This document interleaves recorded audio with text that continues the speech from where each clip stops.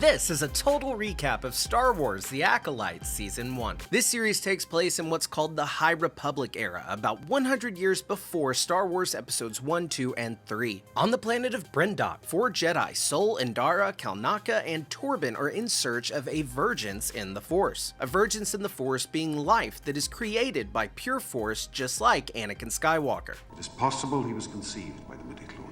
And they discover 2 young twins, May and Osha, who live at a witch coven, and they are that vergence. The Jedi confront the witches in the midst of a ceremony called the Ascension. May is bestowed with the spiral mark of her coven, but before Osha can take the mark, the Jedi arrive. May wishes to stay with her coven of witches, while Osha wants to leave with the Jedi and become a Jedi Knight. May is displeased with her sister for what she views as a betrayal, and while attempting to burn her sister's drawings, she accidentally sets fire to their entire temple. Meanwhile, the Jedi have disobeyed a direct order by the Jedi Council, and they have returned with intentions of taking both of the girls back to Coruscant, the home of the Jedi Temple. The witches and the Jedi begin to fight, and the girl's mother, Mother Anastasia, is killed, and she reveals in her dying breaths that she was going to let Osha leave with the Jedi. I was going to let Osha go.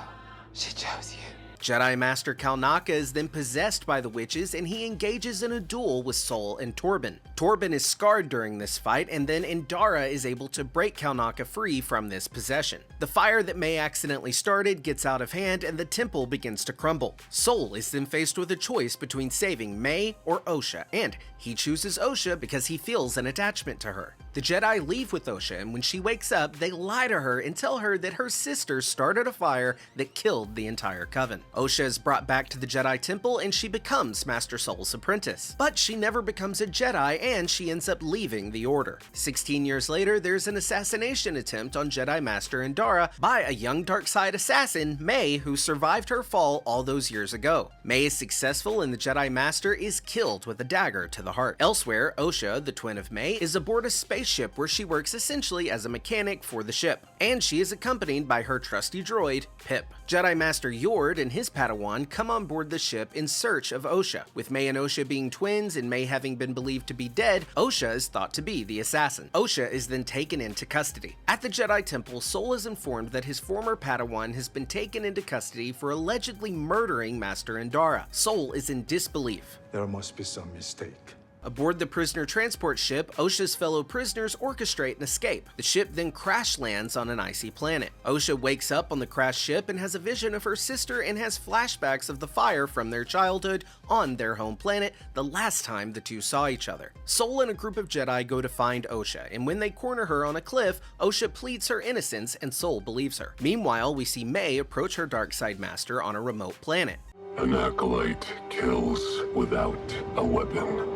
An acolyte kills the dream.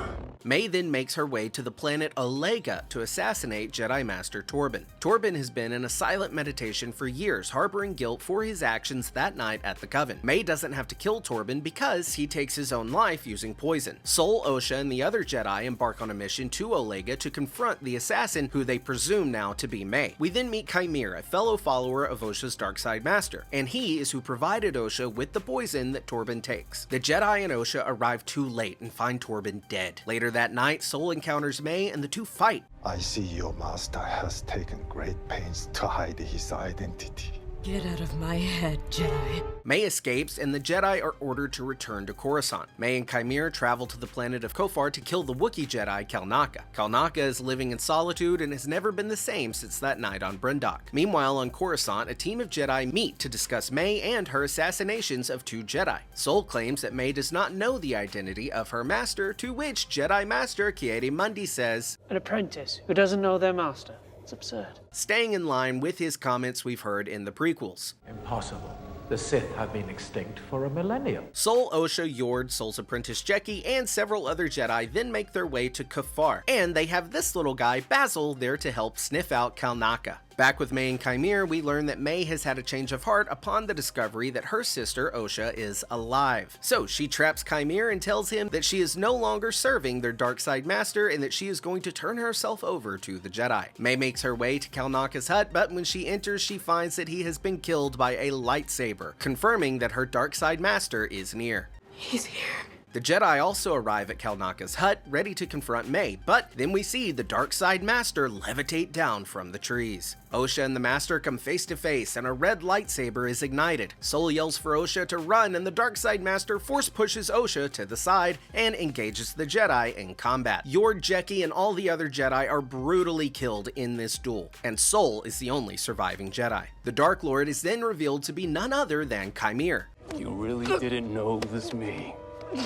Not even deep down? Osha sacrifices her beloved Pip to draw these giant bugs to attack Chimere and carry him away, allowing for Sol to escape. Meanwhile, May and Osha have an encounter and Osha is knocked out. May then disguises herself as Osha and leaves with Sol, and the real Osha is taken by Chimere. She wakes up on an unknown planet that looks like the planet of Ahch-To from Star Wars Episode 8 The Last Jedi, but it's also similar to the planet of Baldimnik from the Star Wars novels, where the metal cortosis can be found, the metal that Chimere's helmet is made of that can short out lightsabers. Chimere attempts to convince Osha that he isn't the bad guy in this conflict with the Jedi. This pain, this is who you are. The Jedi saw it, and that's why they threw you away. We learn that Chimere was once a Jedi a long time ago. Master Venestra, a Jedi who has moved to keep the current events secret from the Senate and the Jedi High Council, takes a group of Jedi to investigate what has happened on Kafar. Back on the ship with Sol and May, Sol has deduced that this twin is May and not Osha, so he shoots her with a stun ray. He then restrains her and tells her his side of the events from that night at the Coven. In the cave, Osha dons Chimere's cortosis helmet and she has a vision. I saw May. She had her hand outstretched. She was killing Sol. Chimere and Osha then leave together to find Sol and May. And as they're leaving, oh my god, we see Darth freaking Plagueis lurking in the shadows of this cave. Plagueis, of course, being the dark side master of Emperor Palpatine that he talked about here in Revenge of the Sith. You ever hear the tragedy of Darth Plagueis the Wise? The Dark Lord of the Sith, so powerful and so wise, he could use the Force to influence the midi-chlorians to create life. It makes sense that Plagueis is here because in Legends he spends time on the planet of Baldimnik and he has an obsession with using the Force to create life and prevent death. I'm actually doing a breakdown on Plagueis and his appearance in this finale over on Screen Crush, be sure to check that out. Meanwhile, May has escaped Sol's ship and they make their way back to Brundok. Sol is searching for May and in his search he is once again encountered by Chimere, and these two have one of the most epic lightsaber duels in the saga's history. Sol does get the upper hand and he disarms Chimere, but then in comes May. Osha then learns the truth about May not having maliciously started the fire all those years ago, and the truth that Sol is the one that killed their mother and lied to her for all of these years. Sol attempts to explain that he did what he thought was right to save the girls, but Osha's hate and rage reach a boiling point and she force chokes her master to death. Simultaneously, the blue crystal in the lightsaber she's holding turns red. Vernestra and the team of Jedi arrive on Brundok and find Sol's dead body. May and Osha run away, but they are found by Chimere. If I can find you, so can the Jedi. Osha says that she will leave with Chimere and train as his acolyte, but May's mind must be erased so that she can't be used by the Jedi to hunt Osha and Chimere. You're under arrest. What did I do?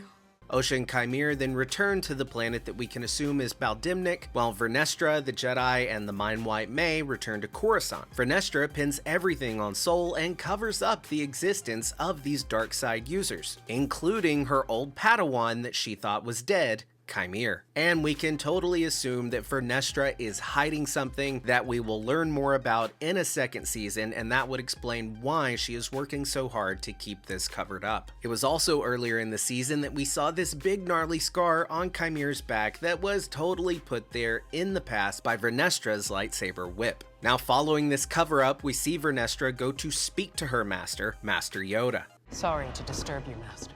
We need to talk. And that was a total recap of The Acolyte Season 1. I've been your host, Colton Ogburn, and I'll see you on the next Total Recap. What about the guy you lobotomized? Did he get a refund?